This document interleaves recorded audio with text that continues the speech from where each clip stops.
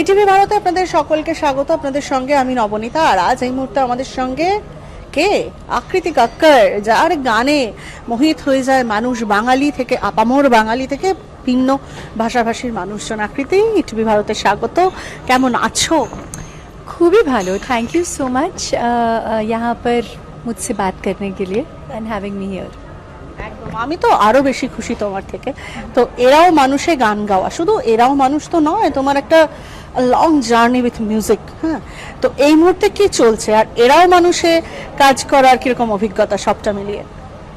I think सबसे ज़्यादा ज़रूरी चीज़ें होती हैं एक आर्टिस्ट की लाइफ में, एक अच्छा गाना मिलना, और वो उस पर भी सोने पे सुहागा हो जाता है अगर फिल्म की स्क्रिप्ट जो है, जो स्टोरी है, जहाँ पे ये गाना लग रहा है, वो अगर और अच्छा हो तो कमाल हो जाता है। आई एम रियली होपिंग, क्योंकि ये गाना इतना सुंदर है और फिल्म की स्क्रिप्ट जो स्टोरी मुझे बताई गई है, वो मैंने अभी टीज़र भी देखा, बहुत सुंदर है। एंड आई रियली होप कि सितंबर में जब ये फिल्म रिलीज़ होगी लोगों को बहुत अच्छा लगे, बिकॉज ये गाना बहुत स्पेशल है। मुझे तो बहुत अच्छा लगा इसको रिकॉर्ड करना। I really really really like the song. এই যে তুমি বললে না, ভালো গান পাওয়া একটা ভাগ্যের ব্যাপার, লাকের ব্যাপার। তো ভালো গান, এটা তুমি কিভাবে মানে বিচার করো, কিভাবে জাস্টিফাই করো যে এটা ভালো গান বা এটা অতটা ভালো নয়?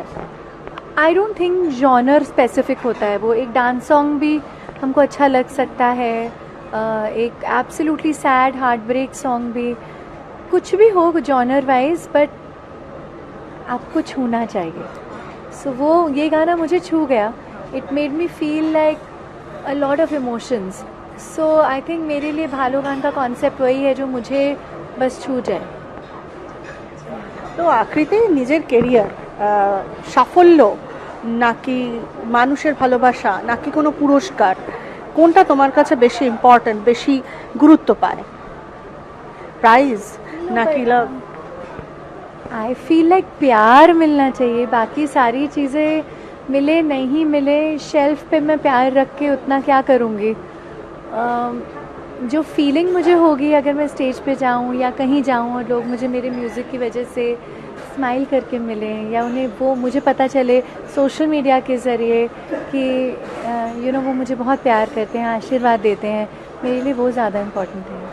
সোশ্যাল মিডিয়ায় পপুলারিটি কোনো শিল্পীর কি সাফল্য ব্যর্থতার ওপরে ডিপেন্ড করে? মানে সাফল্য ব্যর্থতাকে নাড়িয়ে দিতে পারে বা প্রভাব ফেলে, এফেক্ট করে কিছু? अनफॉर्चुनेटली और फॉर्चुनेटली फैक्ट तो यही है कि आपको आज अगर रेलेवेंट रहना है तो कहीं ना कहीं सोशल मीडिया पर आपको दिखना पड़ेगा, पर उतना भी ज़्यादा नहीं दिखना चाहिए कि आप ओवरबर्न हो जाए। ये मेरी ओपिनियन है and it's a very personal thought. हमसे एज आर्टिस्ट एक्सपेक्ट किया जाता है कि हम ओवर शेयर करें अपनी लाइफ के बारे में। That I am not very comfortable about. I only share little and I don't think that is why people should like me or my music अच्छा लगेगा तो लोग मुझे ढूंढ लेंगे सोशल मीडिया पे, is what I feel। Reality শোতে একাধিকবার অনেকবার তোমাকে আমরা জাজ হিসেবে পেয়েছি এবং দারুণ মোমেন্ট আমরা পেয়েছি। তো রিয়ালিটি শোর দ্বারা যে সাফল্য এই যে আসছে ছেলে মেয়েদের, সেটাকে তুমি কিভাবে দেখো? এটা কি দীর্ঘস্থায়ী হয়? আর দীর্ঘস্থায়ী করতে গেলে কি দরকার? একজন সিনিয়র সিঙ্গার হিসেবে তুমি কি বলবে? মানে সিনিয়র মানে গানের দিক থেকে সিনিয়র, আমি বয়সে বলছি না। কি দরকার? देखिए, एक्चुअली रियलिटी शोज़ को तो पहले टैलेंट शोज़ कहा जाता था। अब रियलिटी शोज़ में स्टोरीज़ भी होती हैं, टैलेंट तो होता ही है, लेकिन एज अ जज जब मुझे उस कुर्सी पे बिठाया जाता है तो मुझे लगता है कि अगर सच्चाई है किसी भी कंटेस्टेंट की परफॉर्मेंस में, तो चाहे वो किसी भी लैंग्वेज में गा रहा हो, किसी भी घर से आया हो, कैसा भी दिखता हो, कई लोग ऐसे भी समझते हैं ना कि यार ये तो बहुत वेल टू डू फैमिली से आए हैं, शायद इनकी कोई स्ट्रगल नहीं रही होगी तो ये अच्छा आर्टिस्ट नहीं हो सकता, ये भी कहा जाता है। तो that is I think completely wrong, that should not be the criteria. But as a जज मेरी जो जिम्मेदारी बनती है वो ये है कि मैं सिर्फ़ और सिर्फ आर्ट के बेसिस पे जज करूं, क्योंकि हमारी बहुत बड़ी जिम्मेदारी है ना। अगर हम किसी गलत टैलेंट को बढ़ावा देंगे तो हो सकता है कि कोई सच में जो बहुत ज़्यादा डिज़र्विंग हो उस पोजीशन के, उसके हाथ से ये चांस शायद निकल जाए। গানে এআই এর ব্যবহার যথেচ্ছ পরিমাণে হচ্ছে, প্রচুর পরিমাণে হচ্ছে। কোথাও গিয়ে কি শিল্পের নিরাপত্তা, কোথাও গিয়ে কি একটুখানি নড়বড়ে লাগে, কোথাও কি ভয় হয় যে এআই চলে এসছে এবার আমাদের কাজ কমে যাচ্ছে বা কিছু?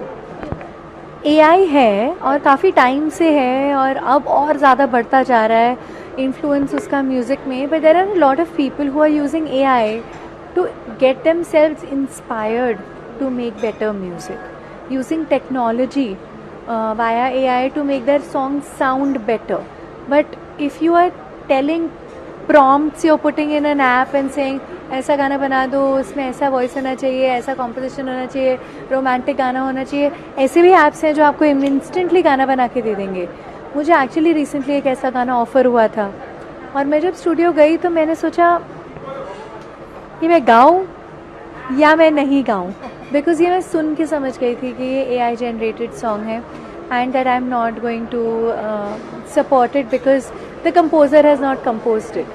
ये कोई भी ऑडियंस जो होगी ना वो इसको समझ पाएगी कि ये इसमें ह्यूमन टच नहीं है.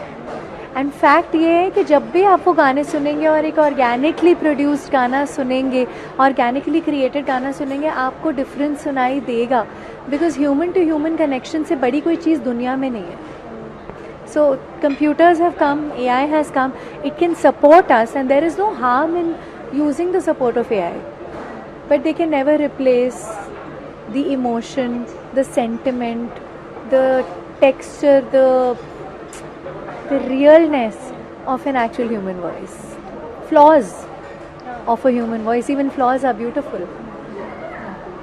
তো গানের ক্ষেত্রে তোমার কাছে সাফল্য পেতে গেলে কি দরকার, কি করতে হবে? বা আমি যদি এভাবে বলি যে আকৃতি কাক্কর যদি আজকে ফিরে পায় সেই ছোট্ট আকৃতি কাক্করকে, যখন সে আজকের আকৃতি কাক্কর হয়নি, তাকে কি উপদেশ দেবে আকৃতি? কি অ্যাডভাইস থাকে? ये मुझसे ना किसी दिन पहले भी किसी ने पूछा था, last week only I think, और मैं सोच रही थी कि उस टाइम ना हमें बिल्कुल समझ नहीं थी जब हम छोटे बच्चे थे, बस म्यूज़िक करना है, म्यूज़िक करना है, म्यूज़िक करना है बस. अब हमें इतनी समझ आ गई है तो कहीं ना कहीं हम थोड़े से करप्ट हो गए. पहले हम ये नहीं सोचते थे कि हमें ऐसे दिखना चाहिए, गाते हुए ऐसा मुंह ना बने, ओ हर टाइम स्माइल करते रहो क्योंकि शायद कोई कहीं से फ़ोटो ले रहा है. इतना सोचना ही नहीं पड़ता था. तो हम लोग एक्चुअल जो चीज़ करनी है, मेहनत, रियाज, उस पर ही 100% फोकस रहता था. अब हमारा फोकस चाहे हम एक्सेप्ट करें या ना करें थोड़ा तो बट गया है, 100% बट गया है सबका. And I will speak on all artist behalf. तो I think I will just tell my little self, I think you are doing a good job, लगी रहो बट थोड़ा सा एंजॉय भी करो. বোনের তো এনগেজমেন্ট হলো, কি প্ল্যানিং? अब हम तीनों में से एक वही बची थी जिसकी शादी की बात होने वाली थी. तो अभी एंगेजमेंट हो गई है, अब अगले स्टेप के लिए पूरी फैमिली बहुत एक्साइटेड है. एंड या वी जस्ट वेटिंग कि अब डेट तय हो जाए, फिर हम लोग सब डाइटिंग करना शुरू होंगे. ডায়েটিং করতে হবে? গান তো হবেই, গান তো হবেই. ऑफ कोर्स गाना होगा, मस्ती होगी, मेन्यूज़ तैयार होंगे, कहाँ पे शादी होनी है वो सब डिसाइड होगा. अभी टाइम है लेकिन but we all very happy. আমার শেষের দিকের প্রশ্ন সেটা হচ্ছে কি, কখনো যদি আকৃতির এমন হয় যে এতটা পপুলারিটি থাকলো না, বয়সের সঙ্গে সঙ্গে আরও নতুনরা উঠে আসছে, তখনকার জন্য আকৃতি কি ভেবে রেখেছে নিজের জীবনে? यार आई थिंक कंपटीशन तो हमें ग्रो करने में मजबूर करता है ना, तो कंपटीशन तो बड़ा ज़रूरी है. I don't think it's about अगर हम अपने से ही बड़े खुश हैं कि ओह क्या गाया मैंने, उफ क्या बात है, तो फिर that's the end of me and that should be the end of every artist who thinks so high of themselves. So I think मेहनत करते रहना है और डेडिकेशन बनाए रखनी है और हर गाने को, हर मंच को उसी तरह से ट्रीट करना है जैसे ये मेरा फर्स्ट और लास्ट हो. আকৃতি অভিনেত্রী হতে পারতো তো? I don't think so. इतनी सुंदर सुंदर एक्ट्रेसेस हैं जिनके लिए मैं नहीं जिनके लिए मैं गाऊंगी और वो गाना और मेरी आवाज़ और खूबसूरत होके निकलेगी उनके चेहरे से, मैं नहीं. একটা গান সবশেষে। Definitely of course. सो झिंकु नक्कुर नक्कु नक्कुर नक्कु नक्कुर ना ना झिंकु नक्कुर नक्कु नक्कुर ना thank you Akriti, thank you so much, thank you. ক্যামেরায় ধীমান হালদারের সঙ্গে নবনীতা দত্তগুপ্ত, ইটিভি ভারত, কলকাতা।